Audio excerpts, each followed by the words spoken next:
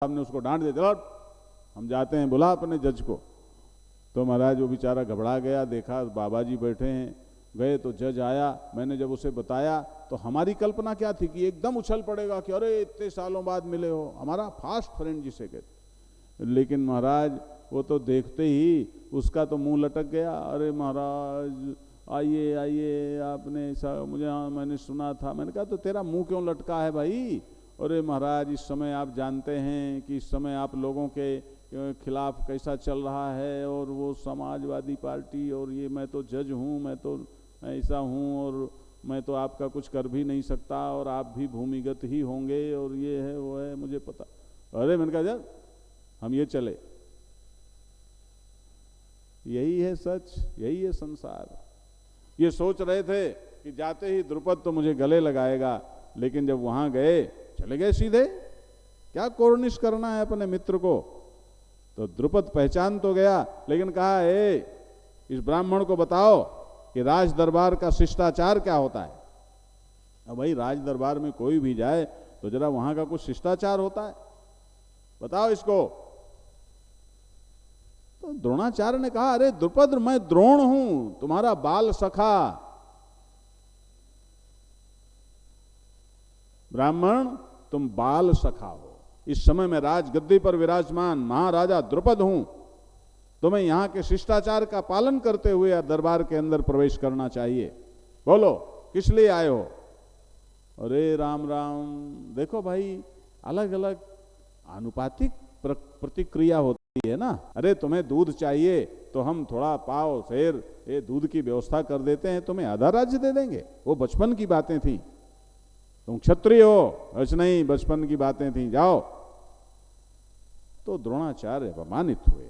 याद रखो चाणक्य का घनानंद ने अपमान किया था, और घनानंद का क्या हाल हुआ आप लोगों को इतिहास बताता है। अपमान कर दिया। और याद रखो यदि आप सत्यनिष्ठ हैं, यदि आप धर्मनिष्ठ हैं, मेरे शब्दों पर ध्यान देना, तो नियति तुम्हारा सदैव साथ देती है और सदैव तुम्हारी विजय होती है। ऐसी स्थितियां बनती हैं कि तुम्हारे बदले भी होते हैं, तुम्हारे स्वाभिमान की भी रक्षा होती है। ऐसी स्थितियां बनती हैं, स्थितियां बनी। वही द्रुपद जिसने राजमद में आकर के ब्राह्मण का अपमान किया। ब्राह्मण का अपमान नहीं करना चाहिए हो, ब्राह्मण कुछ खास होता है।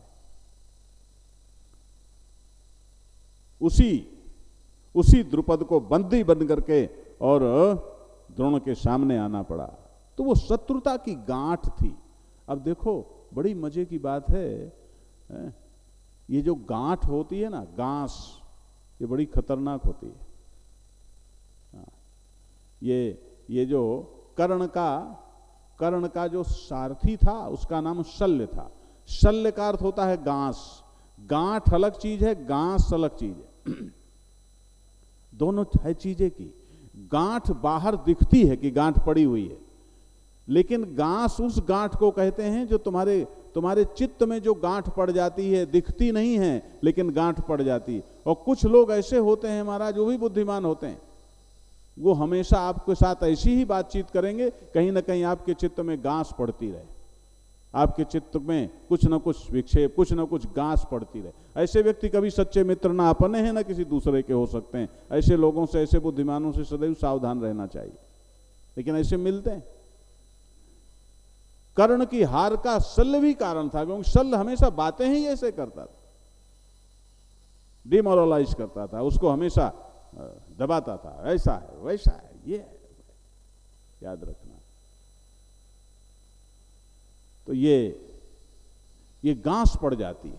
कोई ऐसी चीज हो ना, ये गांस केवल तत्व ज्ञान से जाती है, वो केवल गुरु कृपा से जाती है, केवल आपकी श्रद्धा और समर्पण से जाती है। अन्यथा ये ऐसा कैंसर है, जैसे कैंसर की गांठ होती है, उससे भी खतरनाक ये गांस है जो तुम अपने दिल में किसी के लिए बना लेते हो। इससे सावधान हो जाओ, इससे सावधान रहो। छोड़ो दुनिया को यार, चलने दो अपने, जहां जो मस्ती में चल रहा है, अच्छा करे बुरा करे, जो करे सो करे, हैं? ये यही मान के चलो कि अरे बुराई तो इसका है, इसने कहीं से आ गई होगी, अंदर से तो ये भी अच्छा ही है, मेरी ही आत्मा है, क्षमा करो। लेकिन गांठ थी। अभी द्रोणाचार्य धनुर्विद्या के विद्वान थे, कोई तत्वज्ञानी नहीं थे, याद रखना, धनुर्विद्या के विद्वान थे। तत्वज्ञानी इन सब से चीजों से अपनी रक्षा कर सकता है।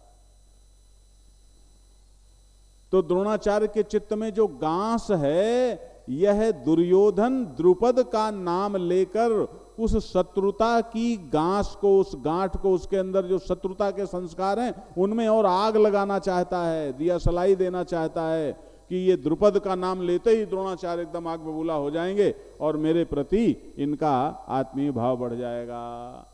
मतलब क्या हुआ? मतलब ये हुआ कि श्रीमद् भगवद गीता की भूमिका में ये जो प्रथम अध्याय है, इस प्रथम अध्याय में अधर्म की मीमांसा और धर्म की मीमांसा भी आप अच्छी तरह से देखोगे। ये अधर्म है, दूसरे के चित्त को गंदा करना, चुगली करना, इधर की उधर करना, निगेटिविटी फैलाना। ऐसे लोग अपने शत्रु और समाज के शत्रु, यही दुर्योधन कर रहा है। इसलिए वचनम पद आया, इतना व्याख्यान मैंने वचनम पर दिया है भला, इसलिए वचनम अब्रवीत, वचन बोला। इसीलिए संजय को वचन शब्द का प्रयोग अलग से करना पड़ा, क्योंकि ये सहज नहीं बोला कि जो दिल में आया बोल दिया ना, अकल लगाई, अकल लगा करके जरा ऐसे ढंग से बोला कि जिसमें आग लग जाए। आप समझ गए ना, राजा वचनम अब्रवीत, ये वचन बोला। और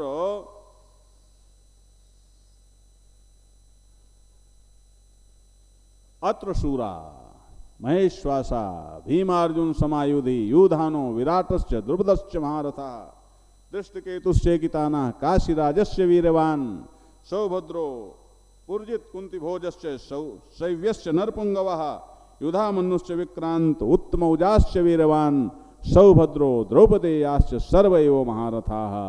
और उसके बाद नारायण ये आग लगा करके पांडवों की सेना में जो और सारे महापुरुष थे, बड़े बड़े धनुर्धारी, महेश्वासा है माने बहुत बड़े बड़े धनुष रखने वाले, ये भीम और अर्जुन के समान जो बड़े बड़े योद्धा हैं, जरा उन सबको देखो।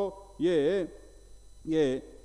विराट हैं, सात्विकी हैं, और राजा द्रुपद हैं, दृष्टिकेतु हैं, चेकितान हैं, नारायण, और ये काशीराज हैं, पुरजित कुंती भोज हैं, और ये शैव्य हैं, पराक्रमी युधामन्यु हैं, बलवान उत्तमौजा, सुभद्रा पुत्र अभिमन्यु और द्रौपदी के पांचों पुत्र, ये सभी यहाँ पर बड़े बड़े धनुष लेकर के युद्ध भूमि में आए हुए हैं। अब इनकी व्याख्या मैं नहीं करता हूँ, इनका परिचय ही है, वो तो आप पुस्तकों में पढ़ लेना।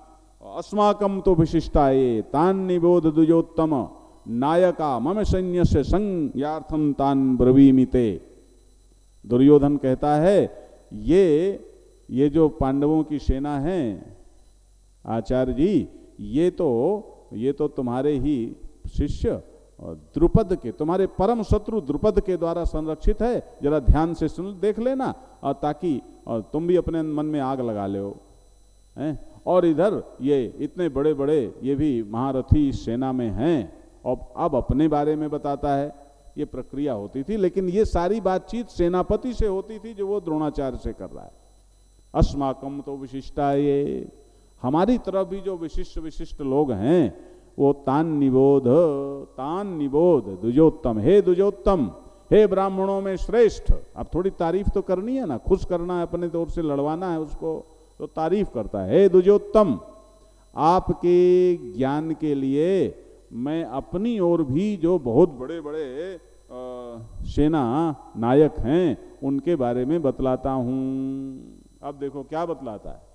फिर छल भवान भीष्मश्च कर्ण, नारायण, कर्णश्च कृपश्च शमितिंजयः अश्वत्थामा विकर्णश्च सौमदत्तिस्तथैव च। अब फिर छल क्या आया? हमेशा सेना का परिचय देते समय सबसे पहले सेनापति का नाम लिया जाता है। याद रखना, ये नीति है, नियम है, शिष्टाचार है। सबसे पहले सेनापति का नाम, उसके बाद फिर और किसी का नाम आता है। लेकिन यहां ये क्या करता है, भगवान के बात किससे कर रहा है, द्रोणाचार्य से। तो जब द्रोणाचार्य से बात कर रहा है तो पहले दूसरे का नाम ले तो पता नहीं ये खुश होंगे कि नहीं होंगे, क्योंकि आदमी जरा अपना नाम चाहता है ना, अरे मेरा नाम है कि नहीं है, मेरा फोटो है कि नहीं है, हम अखबार में आए कि नहीं आए, लोग ऐसा चाहते हैं। तो महाराज ये सबसे पहले भीष्म का नाम नहीं लेता, भगवान से शुरू करता है। भगवान यानी आप, कि हमारी ओर जो विशिष्ट विशिष्ट लोग हैं वो भगवान आप हैं, पहले आप हैं, पितामह भीष्म हैं, कर्ण हैं, विकर्ण हैं, और ये अश्वत्थामा हैं, कृपाचार्य हैं। ये सारे के सारे हमारी ओर से महासेना नायक हैं। अन्य च बहवा सूरा मदर्थे त्यक्त जीविताः नाना शस्त्र प्रहरणाः सर्वे युद्ध विशारदाः। आप ध्यान दो बंधुओं माताओं, कहता है और बहुत सारे सूरवीर हैं। अन्य च बहवा सूरा मदर्थे त्यक्त जीविताः, जो मेरे लिए जीवन की आशा छोड़ करके लड़ने आए।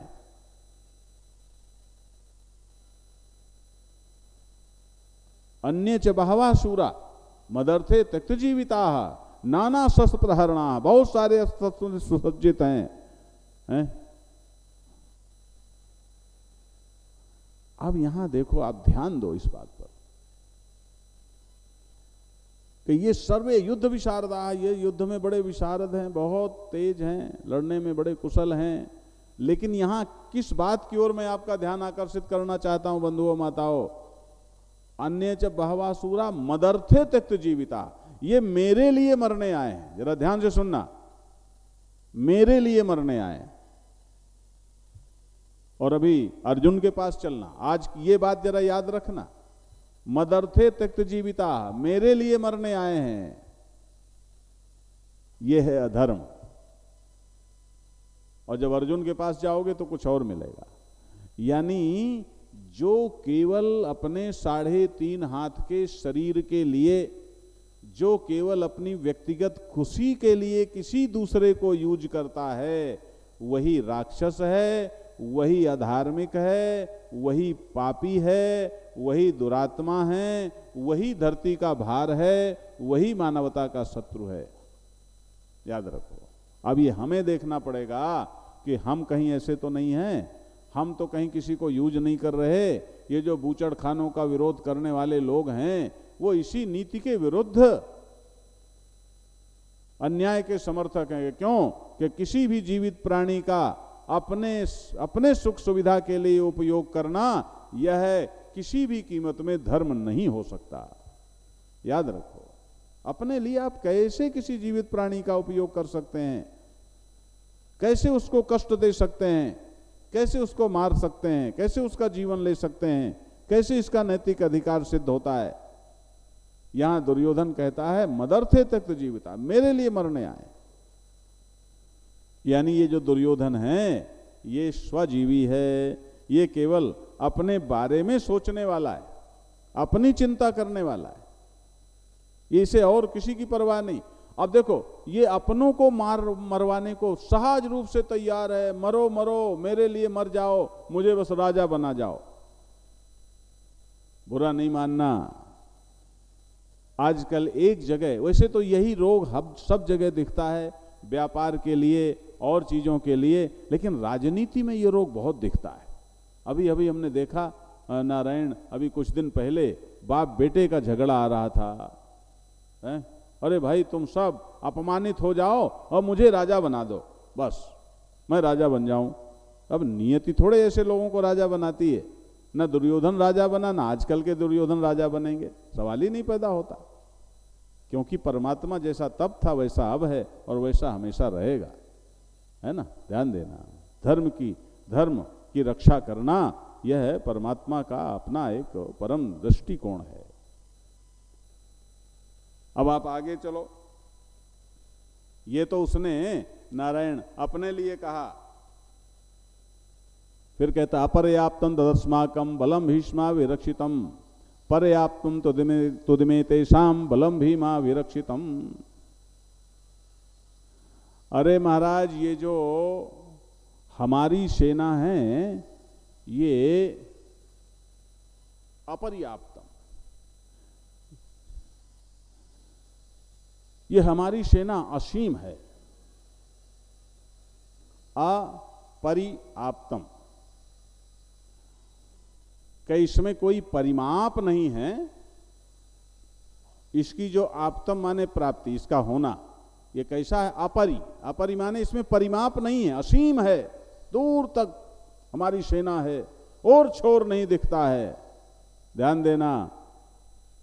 और दूसरी विशेषता क्या है? भीष्माभिरक्षितम, यह पितामह भीष्म के द्वारा संरक्षित है। ध्यान से सुनना बंधुओं माताओं, ये भीष्म के द्वारा संरक्षित है। और इनकी सेना देखो, इसका अंत भी दिख रहा है, ये और छोर भी इसका दिख रहा है, इधर और दिख रहा है, उधर छोर भी दिख रहा है?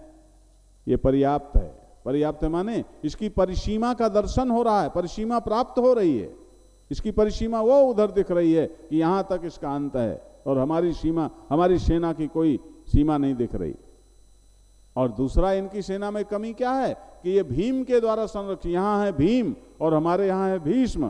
के अंतर क्या है? के अंतर है मूर्धन षकार का। ध्यान से सुनना बंधुओं माताओं, अरे मजा है गीता में, है? मनोरंजन नहीं है, यहां बुद्धि रंजन है। समझदार लोगों का मजा आता है गीता में। ध्यान देना, 100 काम छोड़ के भी गीता सुननी चाहिए। ये भीष्म में और भीम में अंतर क्या है कि मूर्धन षकार, ये जो मूर्धन षकार है ये किसका प्रतीक है? ध्यान देना, ये प्राण शक्ति का प्रतीक है। अब देखो कितनी मजेदार बात है, अध्यात्म कितना गहरा यहां समाया हुआ है। ये जो भीम हैं ये पवन पुत्र हैं। ध्यान देना, ये भीम पवन पुत्र हैं। और भीष्म से भी मूर्धन षकार निकाल लो तो वो भी भीम है, उनमें मूर्धन षकार बीच में है। अब प्राण क्या है? देखो मुझे संक्षेप में ही सुनाना पड़ेगा क्योंकि मुझे पूरी गीता करनी है महीने भर में। आप सब के अंदर या किसी के अंदर भी जिसको फिजिक्स में हम एनर्जी बोलते हैं, ऊर्जा बोलते हैं, उसी को अध्यात्म की भाषा में, दर्शन की भाषा में, योग की भाषा में प्राण बोलते हैं। प्राणम वही ब्रह्म। प्राण माने चेतन ऊर्जा, जिंदा ताकत, जिंदा शक्ति, जिसमें अपनी चेतना भी है और ऊर्जा भी है। ऐसी एनर्जी जिसमें अपनी चेतना। अब देखो ये जैसे ये सब एनर्जी है, यहां भी एनर्जी है, लेकिन इस एनर्जी में ये ऐसा नहीं है कि प्रवचन चल रहा है तो लाइट अपने आप जल गई, फिर उड़ गई, सुन भी रही है, देख भी रही है, ऐसा नहीं है। ये जड़ है, ये एनर्जी है, ये फिजिकल एनर्जी, ये भौतिक ऊर्जा है। इसका शास्त्र फिजिक्स कहलाता है। लेकिन हमारे आपके अंदर ये चेतन ऊर्जा है। हमारे आपके अंदर जो ऊर्जा है, जो एनर्जी है, उसमें जान है, वो अपने आप काम करती है, स्वचेतन हो, स्वयं चेतन प्रेरणा से वो काम करती है। तो जो स्वचेतन ऊर्जा है उसी को बोलते हैं प्राण, प्राण शक्ति, है ना, वाइटल पावर, जीवनी शक्ति, उसी को प्राण शक्ति बोलते हैं। ध्यान देना, लाइव एनर्जी, उसी को प्राण शक्ति बोलते हैं। तो ये जो प्राण शक्ति है नारायण, ये प्राण शक्ति ये आपके अंदर किस किस रूप में है? कि मुख्य रूप से तो ये ऑक्सीजन। अब देखो मैं आपको कल की बात बताता हूँ।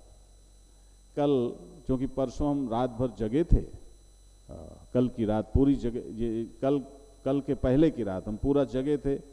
व्यवस्था की दृष्टि से थोड़ा दूसरे जग रहे हैं तो उनको उत्साहित करने के लिए थोड़ा जरा उनको भी उल्लास बना रहे इसलिए, और हम कर कुछ नहीं रहे थे। लेकिन वो भी तो सब अपने हैं। अब ये थोड़ा हम महामंडलेश्वर हैं भाई, बैठे हैं बस, नहीं, ऐसा नहीं। सब अपनी आत्माएं हैं, सब समान हैं।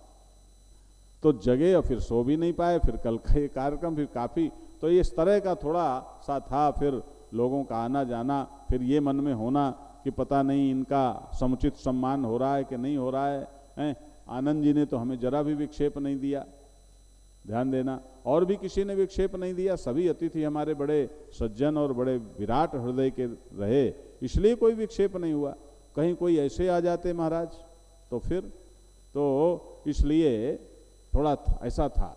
और व्रत भी साथ में, तो कल कुछ ऐसा महसूस हुआ तो हमने तुरंत, अब आप लोगों को ये क्या पता लगेगा, हमने तुरंत यहीं व्यास गादी में बैठे बैठे प्राणायाम शुरू कर दिया। और प्राणायाम जो ही शुरू किया तो हमारे अंदर जो डलनेस सी हम महसूस कर रहे थे, एकदम से हम जागृत हो गए, मस्त हो गए। ध्यान देना, तो ये तुम्हारी अपनी ऊर्जा है। अरे बाबा, यही तो रहस्य है। बल अलग है और प्राण शक्ति अलग है। हाँ, एक बार हमने शिवपुरी में एक शिविर चलाया था, इस नवरात्रि में ही चलाया था, किचनलेस, कोई भोजन नहीं, कोई भोजन की व्यवस्था नहीं। और वहां 2 मशीनें थी, एक वेट नापने की और एक ताकत नापने की। तो वेट सबके घटे, कमल जी को बुलाया था लेकिन आए नहीं। वेट सबके घटे लेकिन ताकत सबकी बढ़ी। ध्यान देना, ताकत बढ़ी और वेट घटे और भोजन वोजन कुछ नहीं। प्राणायाम होता था, योग होता था। ध्यान देना, यहां भी चलता था पहले, अब यहां, अभी इस सभा में भी यहां भी चलेगा। नवरात्रि के बाद यहां भी योग शुरू करेंगे। तो नारायण, ये प्राण शक्ति है। इसका मुख्य जो प्राण का स्वरूप है वो माने ऑक्सीजन है, प्राणवायु है। तो आपके अंदर एक तो ऑक्सीजन प्राण शक्ति है, दूसरे रक्त में प्राण शक्ति, यही ऑक्सीजन ही रक्त में घुल करके वहां भी प्राण शक्ति है। तीसरे आपके रजवीर में प्राण शक्ति होती है, इसीलिए ब्रह्मचर्य में ओज होता है। ध्यान देना बंधुओं माताओं। तो ये जो भीम है, ये पवन पुत्र है, ये पवन का प्रतीक है, लेकिन इसने प्राणों का संरक्षण नहीं किया, इसने प्राणों का संयमन नहीं किया। ये गृहस्थ है। और ये जो भीष्म हैं, इन्होंने प्राण तत्व का पूर्ण संरक्षण किया है। ये अखंड बाल ब्रह्मचारी हैं, इसलिए इनके कभी वृद्ध होने का प्रश्न ही पैदा नहीं होता। ये अखंड पराक्रमी रहेंगे, जस के तस रहेंगे। ये प्राण शक्ति का सहज परिणाम है। ध्यान देना, इसलिए अब देखो एक बात बताऊं, कल मैंने कहा था कि पहले सभी राजा विद्वान होते थे। दुर्योधन भी ऐसा नहीं है कि जानता नहीं है, सभी। और पहले फिलॉसफी कंपलसरी सब्जेक्ट था। अब आजकल तो क्या पढ़ लिया, कंप्यूटर पढ़ लिया। हम पढ़े लिखे हैं, ऐसे बेवकूफ न समझ, क्या पढ़े, कंप्यूटर। अरे तो कंप्यूटर पढ़े तो कुछ जीना भी पढ़ा है कि जीना का है, जीना किसको कहते हैं, मनुष्य किसको कहते हैं, किसी ने पढ़ा? बोलो, इंसान किसे कहते हैं, किसी ने पढ़ा? कहीं पढ़ाया गया? कोई मतलब नहीं है। फिर कहते हैं ये हो रहा है, वो हो रहा है। अरे बाबा, ये विज्ञान है। ये गीता जिस धर्म की बात करती है, याद रखना, इस धर्म को किसी भी सीमा में, किसी भी जाति में बांधा ही नहीं जा सकता, किसी भी भूगोल में बांधा नहीं जा सकता। ये सार्वभौम धर्म की बात करती है। काश ये हिंदुओं के अलावा किसी दूसरी कौम के पास होती तो आज सारे विश्व को इसकी मान्यता होती।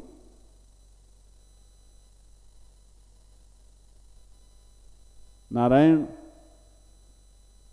दुर्योधन भी जानता, इसीलिए कहता है कि हमारी पहली बात कि हमारी अपर्याप्त है, असीम है, और दूसरी बात इनकी पर्याप्त है। देखो और छोर दिख रहा है, और इनके यहां भीम है तो हमारे यहां भीष्म है। मूर्धन्य सकार ज्यादा है, यानी प्राण शक्ति उनके पास अमृत है, अनंत है, अखंड है, अक्षुण्ण है। और ये तो गृहस्थ है महाराज। भोग विलास में क्या नष्ट होता है, याद रखना, शादी शादी शादी। ये प्राण शक्ति ही नष्ट होती है।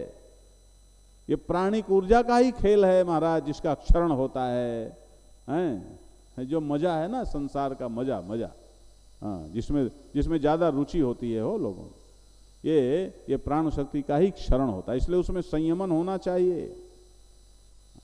तो ये जो भीष्म हैं, ये मूर्धन्य सकार यानी प्राण शक्ति के कारण बड़े हैं।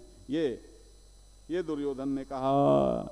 और साथ साथ देखो ये भी कहता है, और लेकिन लेकिन लेकिन चूंकि सहज नहीं है, सरल नहीं है,